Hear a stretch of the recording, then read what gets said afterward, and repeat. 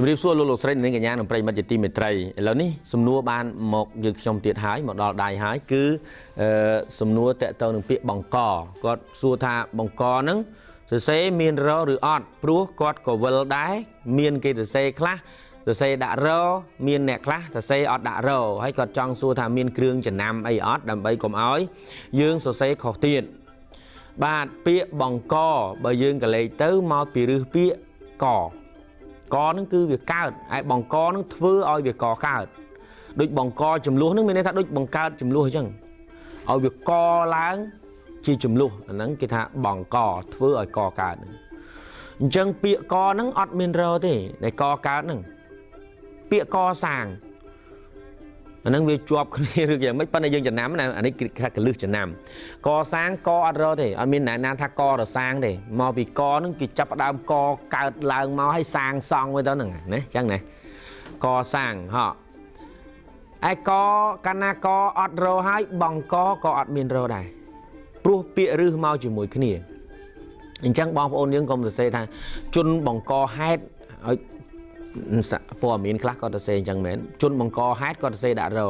គឺកនឹងអត់ដាក់រទេបើកនឹងអត់ដាក់របង្កក៏អត់ដាក់រដែរអញ្ចឹងសូមកុំឆ្ងល់អីស្រួលចំណាំទេកអត់រទេតែបើកមានរវិញក៏អត់មានពាក្យបង្កដាក់រដែរតាមខ្ញុំស្រាវជ្រាវឆែកមើលណាវាមានតែកមានរកនឹងប្រែថាដៃជារាជស័ព្ទដូចយើងថាលើកកអើងអើយប្រណំណាកនឹងមានរលើកកអើងអើយប្រណំ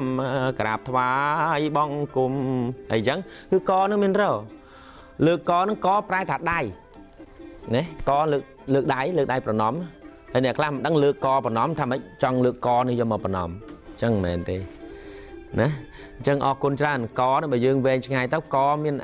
តួទី1នៃគេហៅថាជួយអ្នកខ្មែរហ្នឹងក៏កដែរកនេះក៏កដែរកដៃកជើងអវយវៈតក្បាលពីក្បាលទៅដងខ្លួនពីម្រាមដៃ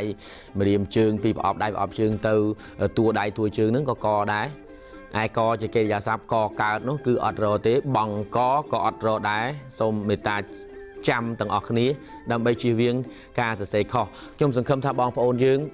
នឹងតាំងចិត្តក្នុងនាមជាខ្មែរថាស្រឡាញ់អ្វីដែលជារបស់ខ្មែរកុំនាំគ្នាសរសេរឲ្យរួចពីដៃ